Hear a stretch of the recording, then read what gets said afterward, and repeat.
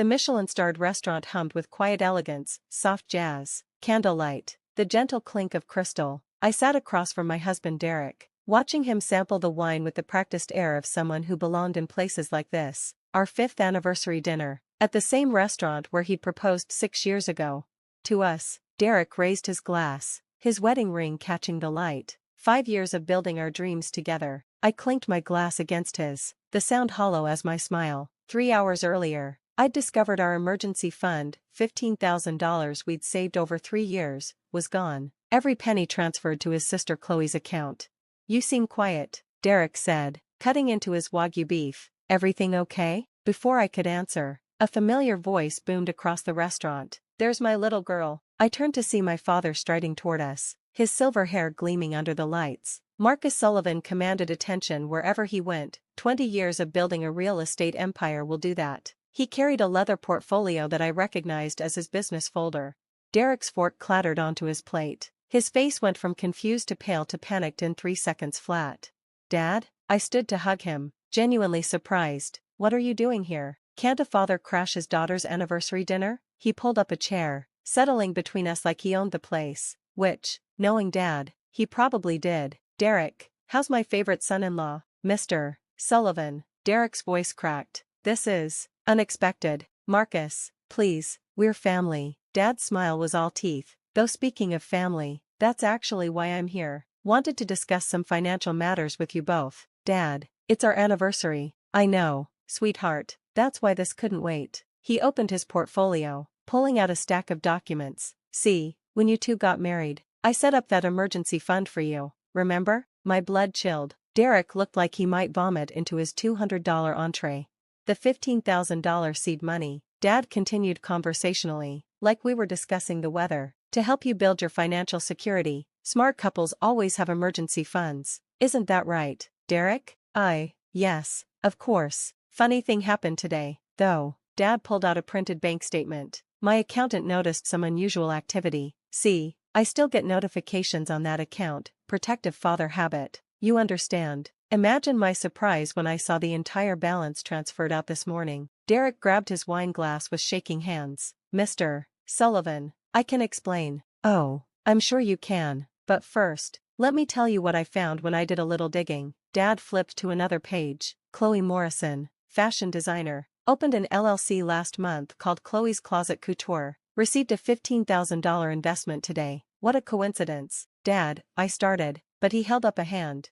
The interesting part is what I found when I looked into this fashion business. No inventory purchased, no website, no business plan, but there is a receipt for a vacation package to Bali, 2 weeks, luxury resort, departing next month, exactly $14,750. Derek's face had gone from white to green. It's not what it looks like. Really? Dad leaned back, perfectly at ease. Because it looks like you stole your wife's emergency fund to pay for your sister's vacation. But please, enlighten me. The waiter approached, sensed the tension, and retreated like he'd encountered a live wire.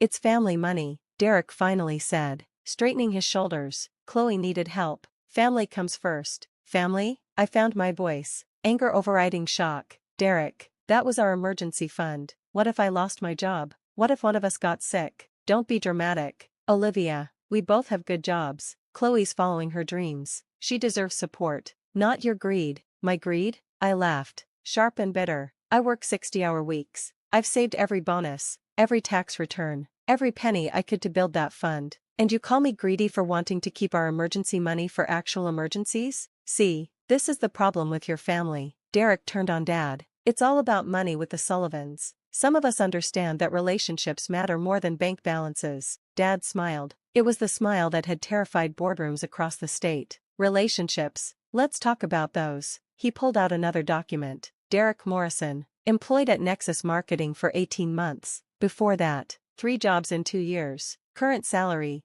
$45,000. How do you? Olivia Sullivan Morrison, Senior Marketing Director at Providence Tech. Salary, $135,000 plus bonuses. Contributed 78% of the household income last year. Dad's voice was calm, factual, devastating. Tell me more about how my daughter's greed is the problem. Derek's face flushed red. Income doesn't determine. You're right. Actions do. Dad pulled out his phone, swiping to a series of screenshots. Like the fact that this isn't the first time you've taken money without telling Olivia. The credit card you opened in her name last year? The one you maxed out and hid? I stared at Derek. What credit card? Or the investment you made in your friend's food truck that never materialized? That was what? $8,000 from your joint savings? How could you possibly know? Because when someone hurts my daughter, I make it my business to know everything about them. Dad's friendly mask slipped, revealing steel underneath. Did you really think I'd give my blessing to this marriage without keeping tabs? Derek stood abruptly, napkin falling to the floor. This is insane.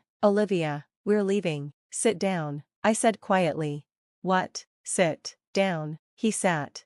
The credit card. Explain. Derek fidgeted. It was for Chloe's last business venture, the jewelry thing. I knew you'd say no. So you committed fraud, used my social security number, my credit score, to fund your sister's schemes. She's my sister, and I'm your wife. I slammed my hand on the table, making the glasses jump. Other diners turned to stare. I didn't care. 5 years. Derek. 5 years I've been subsidizing your family's dreams while you call me greedy for wanting basic financial security. That's enough. Dad intervened, pulling out a final document. Olivia, I took the liberty of having my lawyer draw this up. Derek's eyes widened as he recognized the legal header. Are those divorce papers? Dad confirmed, citing financial infidelity, fraud, and breach of fiduciary duty, along with a police report for identity theft regarding that credit card. You can't be serious. Derek laughed nervously. Over money? Olivia, baby, let's talk about this at home. I looked at him, really looked at him, the man I'd married 5 years ago. Charming, confident Derek who'd swept me off my feet with romantic gestures and grand promises, who'd gradually convinced me that keeping separate finances meant I didn't trust him, who'd worn me down until I'd agreed to joint accounts, then made me feel guilty every time I questioned his spending. Did you ever love me? I asked. Or just my salary? How can you ask that? Because someone who loves me wouldn't steal from me and call me greedy for objecting. It wasn't stealing. It was family money. No, Dad interjected. It was money Olivia earned and saved. Money you had no right to touch without discussion. Money that, legally speaking, you stole. She's my wife. What's hers is mine. Actually, Dad smiled that dangerous smile again. Remember that prenup you fought so hard against? The one you finally signed because Olivia refused to marry you without it? Paragraph 7. Section 3. Any transfer of marital assets over $5,000 requires written consent from both parties. Derek's mouth opened and closed soundlessly. $15,000. Dad continued. Without written consent. That's not just divorce grounds. Son, that's criminal. You wouldn't dare. The scandal would destroy your career? Dad laughed. Marketing professional steals from spouse to fund sister's fake business? You'd be unemployable. But hey, maybe Chloe can support you with her fashion empire. I picked up the divorce papers, scanning them quickly. Dad's lawyers were thorough. Fair, but thorough. Where do I sign? Olivia, please. Derek grabbed my hand. This is your father poisoning you against me. We can work this out. I'll get the money back from Chloe. With what? Her Bali tickets are non-refundable. I pulled my hand away. And Dad didn't poison me against you. Derek, you did that yourself when you chose your sister's vacation over our security. Family comes first. I was supposed to be your family. The words ripped out of me. 5 years of frustration finally breaking free. Your primary family. The person you chose to build a life with. But every time Chloe snapped her fingers, you emptied our accounts. Every time your mother needed a loan she'd never repay, you made me the villain for asking questions. They needed help. They needed to grow up. And so do you. I signed the papers with sharp, decisive strokes. I'm done being your ATM. I'm done being called greedy for wanting the security I work for. I'm done with you. Derek stood, knocking his chair back. You'll regret this. When you're alone and realize money can't buy happiness. Money can't buy happiness. I agreed. But it can buy freedom from users like you. He stormed out, leaving his half-eaten meal and unpaid check. Typical.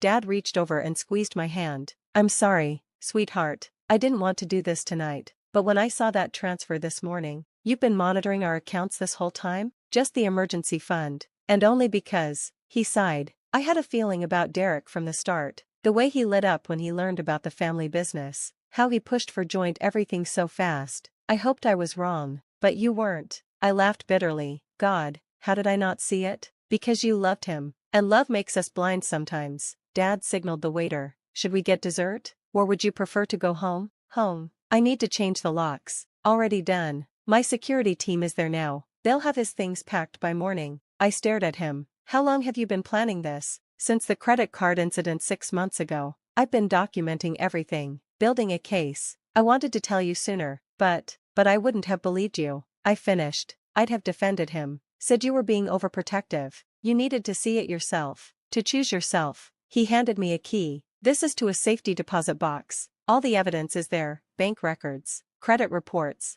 documentation of every financial impropriety. Your lawyer will need it. We left the restaurant, Dad's arm around my shoulders. In the parking lot, I stopped by my car, the one I'd paid for myself, unlike Derek's vehicle which I'd co-signed for. Thank you, I said, for protecting me, even when I didn't know I needed it. Always, sweetheart, though next time, maybe we can skip the emergency intervention at anniversary dinners? Next time? I laughed. There won't be a next time. I'm done with charming men who see dollar signs when they look at me. Good. You deserve someone who sees your worth beyond your net worth. As I drove home, to my locked house, my protected assets, my father's fierce love, my phone exploded with texts.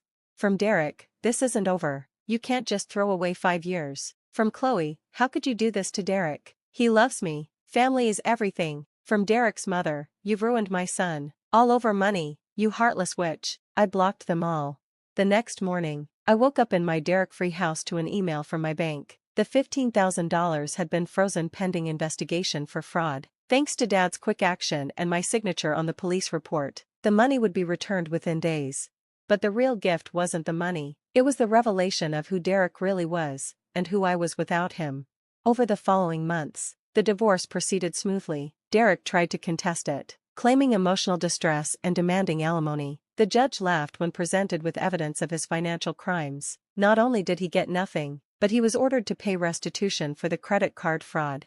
Chloe's fashion business never materialized. She went to Bali on my dime but returned to find her brother facing criminal charges and her gravy train permanently derailed. She posted a lengthy Instagram rant about how money corrupts families and some people value wealth over love. I valued self-respect over exploitation. There's a difference. A year later, at a charity gala Dad dragged me to, I met someone new, James, a pediatric surgeon who insisted on paying for his own coffee and got genuinely confused when I offered to cover dinner on our third date. I asked you out, he said. Why would you pay? When I explained my history, he listened without judgment, then said, your ex sounds like an idiot. Who steals from someone they love? Someone who loves money more than people, I replied. Then he deserved what he got. James raised his glass, to emergency funds that stay funded, and to partners who understand that family means protecting each other, not exploiting each other. We've been together 2 years now. He's never once asked about my salary, my father's money, or suggested investing in his cousin's startup. He has his own emergency fund, his own retirement accounts, his own financial goals. When his sister needed help with medical bills last year, he asked if I minded if he dipped into his savings to help. His money, his choice, but he asked because we're partners. That's the difference between family and users. Family respects boundaries, users see them as obstacles. Derek eventually married someone else, a woman whose Instagram bio says entrepreneur but whose business is selling essential oils to her high school classmates. Chloe still posts about her fashion dreams between shifts at Target. They're perfect for each other. And me? I keep my emergency fund fully funded, my accounts secure, and my standards high, because Dad was right about one thing. When someone shows you who they are through their actions, believe them. Even if it takes a surprise intervention at your anniversary dinner to finally see it. Especially then.